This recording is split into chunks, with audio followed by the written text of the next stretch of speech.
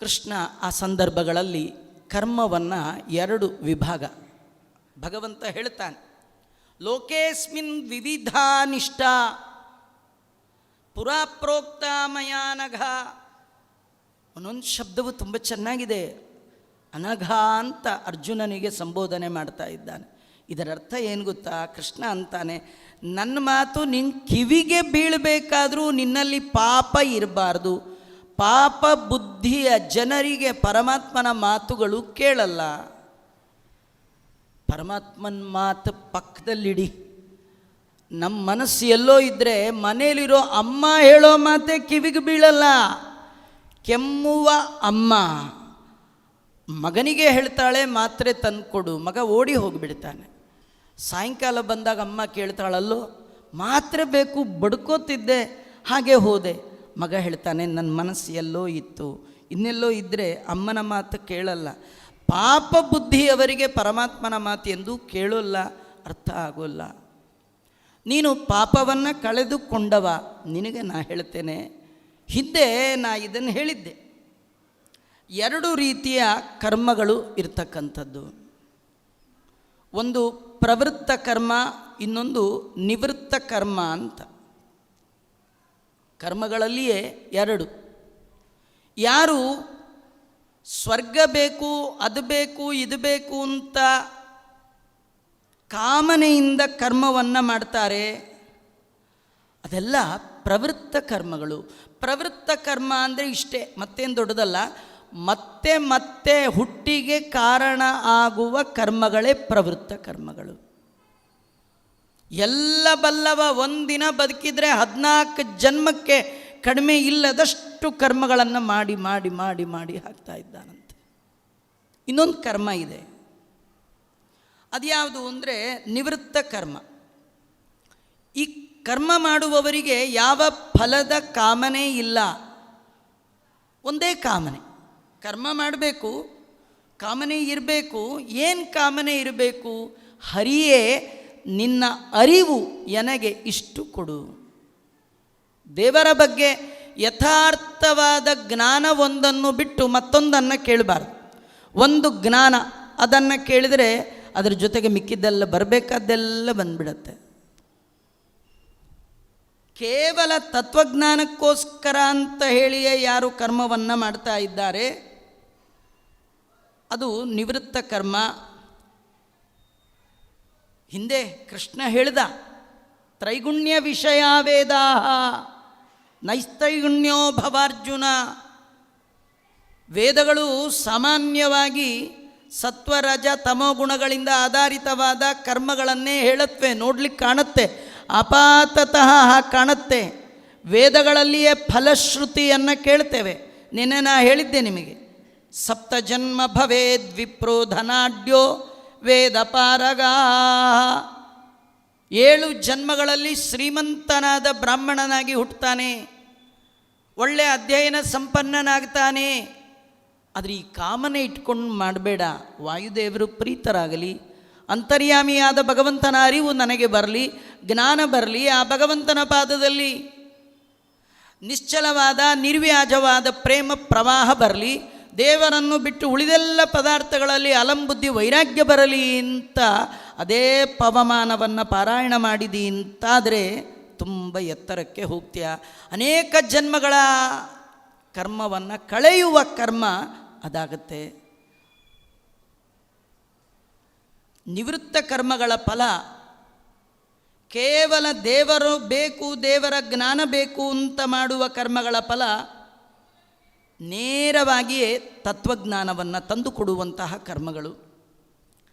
ಇದನ್ನು ಯಾರು ಅನುಷ್ಠಾನ ಮಾಡ್ತಾರೆ ಅವರಿಗೆ ಸಾಂಖ್ಯರು, ಸಾಂಖ್ಯಾನಾಂ ಜ್ಞಾನಯೋಗೇನ ಕರ್ಮಯೋಗೇನ ಯೋಗಿನಾಂ, ಅವರಿಗೆ ಜ್ಞಾನಯೋಗಿಗಳು ಅಂತ ಕರೀತಾ ಇದ್ದಾರೆ. ಇನ್ನು ಪ್ರವೃತ್ತ ಕರ್ಮಗಳು, ಧರ್ಮಗಳು ಅಂತೇನಿದೆ, ಅದು ಯದ್ಯಪಿ ಬಂಧನಕ್ಕೆ ಕಾರಣ ಆಗಿದ್ದರೂ ಕೂಡ ಅವುಗಳನ್ನು ಕೂಡ, ಯಾಕೆಂದರೆ ಕೃಷ್ಣ ಭಗವದ್ಗೀತೆಯಲ್ಲಿ ಮತ್ತೆ ಹೇಳುವಾಗ ಕರ್ಮದಿಂದಲೇ ಜಂತು ಬದ್ಧನಾಗ್ತಾನೆ, ಕರ್ಮದಿಂದಲೇ ಬಿಡುಗಡೆ ಆಗ್ತಾನೆ. ಒಂದೇ ಕರ್ಮ ಬಂಧನಕ್ಕೂ ಕಾರಣ, ಒಂದೇ ಕರ್ಮ ಬಿಡುಗಡೆಗೂ ಕಾರಣ. ದಾಸರಾಯರು ಹೇಳ್ತಾರೆ, ಕರ್ಮವೇ ತಾರಕವು. ನಿಮಗೊಂದು ಉದಾಹರಣೆ ಹೇಳಿ ಮುಂದೆ ಹೋಗ್ತೇನೆ. ಪ್ರಧಾನವಾದ ಉದಾಹರಣೆ ಭಾಗವತದಲ್ಲಿ ಬಂದದ್ದು. ದೇವಹೂತಿ ದೇವಿ ತನ್ನ ಮಗನಾಗಿ ಅವತರಿಸಿ ಬಂದ ಕೃಷ್ಣನನ್ನು, ಕಪಿಲ ವಾಸುದೇವನನ್ನು ಪ್ರಶ್ನೆ ಮಾಡ್ತಾಳೆ, ಬಂಧನಕ್ಕೆ ಕಾರಣ ಯಾವುದು, ಬಿಡುಗಡೆಗೆ ಕಾರಣ ಯಾವುದು? ಕೃಷ್ಣ ಹೇಳಿದ, ಬಂಧನಕ್ಕೆ ಯಾವುದು ಕಾರಣವೋ ಬಿಡುಗಡೆಗೂ ಅದೇ ಕಾರಣ. ಅವರಮ್ಮಂಗೆ ಗೊಂದಲ ಆಯಿತು. ಬಂಧನ ಬೇರೆ, ಅದಕ್ಕೆ ವಿರುದ್ಧವಾದದ್ದು ಬಿಡುಗಡೆ, ಎರಡಕ್ಕೂ ಕಾರಣ ಮಾತ್ರ ಸೇಮ್, ಹೇಗೆ? ಕೃಷ್ಣ ಅಂದ, ನಿಮ್ಮನೆ ಬೀಗ ಹಾಕ್ತೀಯೋ ಇಲ್ವೋ ಕೇಳ್ದ. ಹಾಕ್ತೀನಿ ಅಂದ್ಲು. ಹಾಕಕ್ಕೂ ಅದೇ ಕೀ, ತೆಗಿಲಿಕ್ಕೂ ಅದೇ ಕೀ, ಒಂದೇ ಕೀ. ಲಾಕು ಮಾಡಲಿಕ್ಕೂ ಅದೇ, ಓಪನ್ ಮಾಡಲಿಕ್ಕೂ ಅದೇ. ಒಂದು ಸೈಡ್ ತಿರುಗಿಸಿದ್ರೆ ಲಾಕ್, ಒಂದು ಕಡೆ ತಿರುಗಿಸಿದ್ರೆ ಅದು ಓಪನ್. ಹಾಗೆ ಮನಸ್ಸೇ ದೇವರ ಕಡೆ ತಿರುಗಿದರೆ ಬಿಡುಗಡೆ, ದೇವರಿಗೆ ವಿರುದ್ಧವಾಗಿ ತಿರುಗಿದರೆ ಬಂಧನ. ಕರ್ಮದ ಲೆಕ್ಕವೇ ಇಲ್ಲ. ನೀವೇನೇ ಮಾಡಿರಿ, ನಿನ್ನ ಸರ್ವತ್ರದಲ್ಲಿ ನೆನೆಯುವವ ಅನ್ಯ ಕರ್ಮವ ಮಾಡಿದರೂ ಸರಿ, ನಿನ್ನ ಸರ್ವತ್ರದಲ್ಲಿ ನೆನೆಯುವವ ಅನ್ಯ ಕರ್ಮವ ಮಾಡಿದರೂ ಸರಿ, ಪುಣ್ಯಕರ್ಮ ಎನಿಸುವವು ಬಂಧನಕ್ಕೆ ಕಾರಣ ಆಗೋಲ್ಲ. ನಿನ್ನ ಸ್ಮರಣೆ ಬಿಟ್ಟವ ಏನು ದಾನ, ಏನು ಜಪ, ಏನು ಮಾಡಿದರೂ ಕೂಡ ಅದು ಪ್ರಯೋಜನ ಇಲ್ಲ. ಆ ನಿಟ್ಟಿನಲ್ಲಿ ಯದ್ಯಪಿ ಕರ್ಮ ಇದು ಬಂಧನಕ್ಕೆ ಕಾರಣ ಆದರೂ ಕೂಡ ಆ ಅನುಷ್ಠಾನ ಮಾಡುವಾಗ ನಿಷ್ಕಾಮನೆಯಿಂದ ಮಾಡಿದ ಅಂತಾದರೆ, ನೀವು ಯಾವುದೇ ಕರ್ಮ ಮಾಡಿದ್ರಿ ಅದರಲ್ಲಿ ಅಂಟು, ಅಟ್ಯಾಚ್ಮೆಂಟು, ರಾಗ, ಕ್ರೋಧ, ದ್ವೇಷ ಇದೆಲ್ಲ ಸಾಮಾನ್ಯವಾಗಿ ಬರುವ ಅಪಾಯಗಳು, ಸಾಧ್ಯತೆಗಳು, ಪಾಸಿಬಿಲಿಟೀಸ್ ಇದೆ, ಇಲ್ಲ ಅಂತಿಲ್ಲ.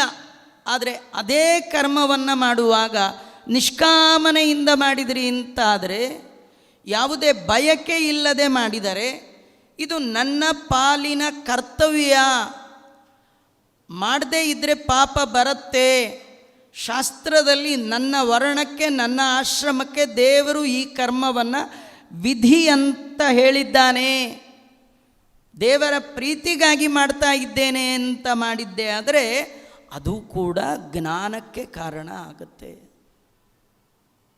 ನಿಮಗೆ ಮುಖ್ಯವಾಗಿ ಬೇಕಾಗಿರೋದು ಜ್ಞಾನ.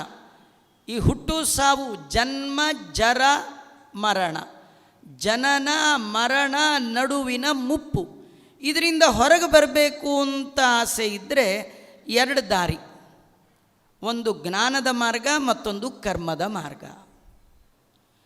ಕೆಲವರು ಜ್ಞಾನಕ್ಕಾಗಿಯೇ ನಿವೃತ್ತ ಕರ್ಮ ಮಾಡ್ತಿರ್ತಾರೆ, ಅದು ನೇರ ತತ್ವಜ್ಞಾನಕ್ಕೆ ಕಾರಣ.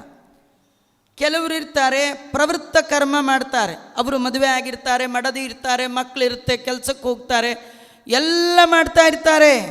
ಆದರೆ ಎಲ್ಲ ಕೆಲಸಗಳ ಹಿನ್ನೆಲೆಯಲ್ಲಿ ಒಂದೇ ಭಾವನೆ ಅವರಿಗಿರುತ್ತೆ. ಜಗದ್ಗುರು ಮಧ್ವಾಚಾರ್ಯರು ಜಗತ್ತಿನ ಜನರಿಗೆ ಯೂನಿವರ್ಸಲ್ ಟ್ರೂತ್ ಕೊಡ್ತಾರೆ, ಕುರುವತೆ ಕರ್ಮ ಯತ್ ಪ್ರೀತಯೇ ಸಜ್ಜನಾಹ, ವಿಷ್ಣು ಪ್ರೇರಣೆಯ ವಿಷ್ಣು ಪ್ರೀತ್ಯರ್ಥ. ಅದು ಕೂಡ ಪರಂಪರೆಯ ತತ್ವಜ್ಞಾನಕ್ಕೆ ಕಾರಣ ಆಗುತ್ತೆ. ಹೀಗಾಗಿ ಕರ್ಮಯೋಗಿಗಳು, ಜ್ಞಾನಯೋಗಿಗಳು ಅಂತ ಎರಡು ಬಗೆಯ ಜನರನ್ನು ನಾನು ಹಿಂದೆ ಹೇಳಿದ್ದೇನೆ, ಜ್ಞಾನಯೋಗಿಗಳು, ಕರ್ಮಯೋಗಿಗಳು ಅಂತ.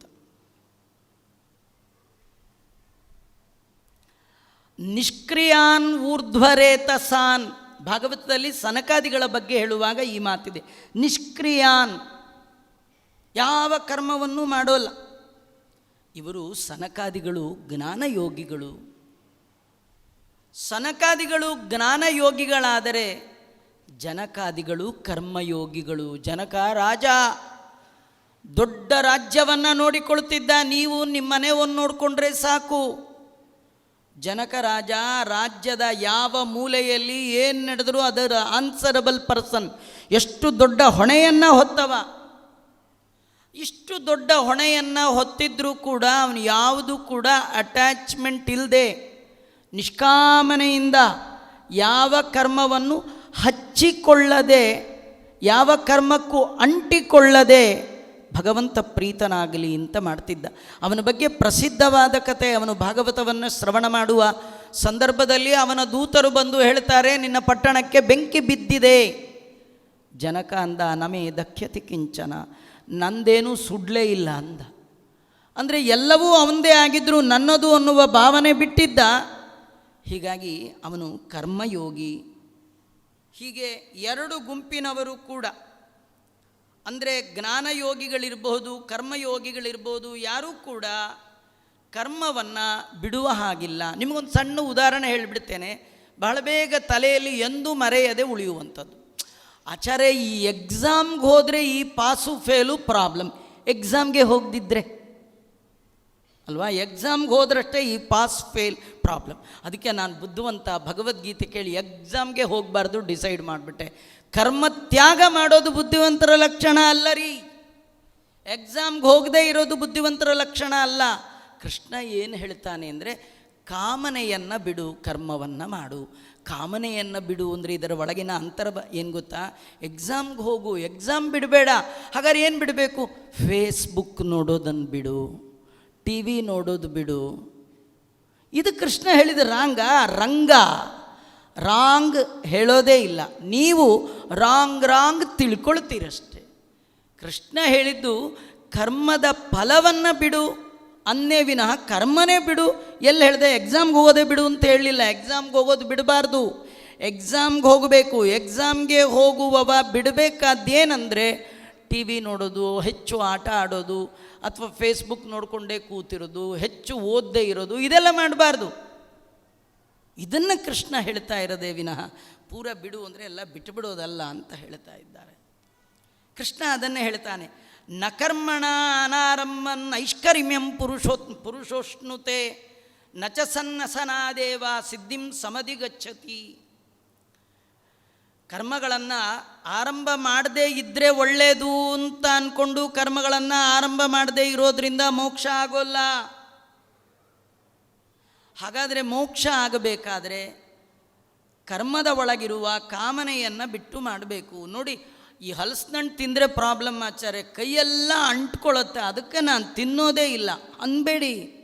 ಹಲಸಿನಣ್ಣು ತಿನ್ನಿ, ಆದರೆ ಬಿಚ್ಚುವಾಗ ಕೈಗೊಂಚೂರು ಎಣ್ಣೆ ಹಚ್ಕೊಂಡು ಹಲಸಿನಣ್ಣು ಕೈ ಹಾಕಿ, ಯಾವ ಅಂಟು ನಿಮಗೆ ಅಂಟ್ಕೊಳ್ಳಲ್ಲ. ಇದು ಬುದ್ಧಿವಂತರ ಲಕ್ಷಣ. ಹಲಸಿನಣ್ಣೇ ಬಿಟ್ಬಿಟ್ಟೆ ಇದರ ಪೆದ್ದರ ಲಕ್ಷಣ, ಕರ್ಮವನ್ನೇ ಬಿಟ್ಟುಬಿಟ್ಟೆ ಇದು ಬುದ್ಧಿವಂತರ ಲಕ್ಷಣ ಅಲ್ಲ. ಇದು ಕೃಷ್ಣ ಹೇಳ್ತಾನೆ.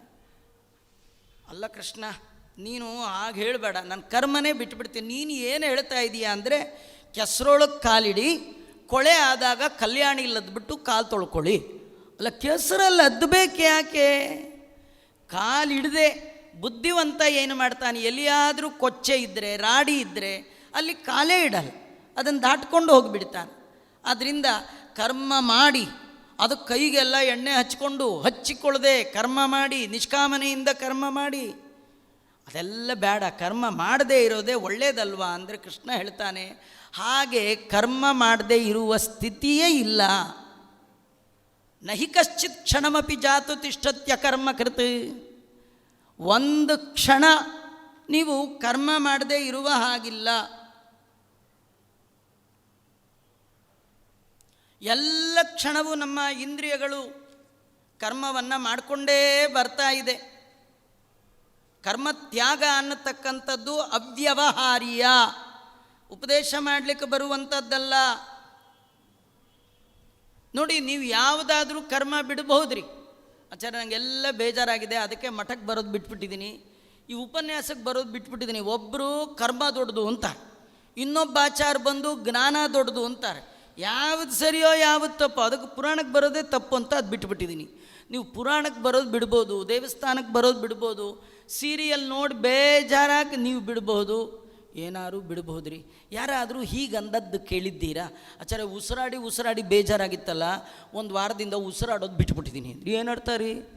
ಇಂದಿರಾ ರಮಣ ಗೋವಿಂದ ಅಂತಲ್ಲ, ಯಾವಾಗಲೂ ಬಿಡ್ಲಿಕ್ಕೆ ಸಾಧ್ಯ. ಒಂದು ಕ್ಷಣವೂ ಕೂಡ ಕರ್ಮವನ್ನು ಮಾಡದೇ ಇರ್ತೀನಿ ಅನ್ನುವಂಥದ್ದು ಇದೆಯಲ್ಲ, ಅದು ತಪ್ಪು, ಆಗೋದೇ ಇಲ್ಲ. ಕಾರ್ಯತೆ ಹ್ಯವಶ ಕರ್ಮ ಸರ್ವ ಪ್ರಕೃತಿ ಜೈ ಗುಣೈ. ಯಾವ ಕ್ಷಣದಲ್ಲಿಯೂ ಕೂಡ ಕರ್ಮವನ್ನು ಮಾಡದೇ ಇರಲ್ಲ ಅನ್ನುವ ಹಾಗಿಲ್ಲೇ ಇಲ್ಲ.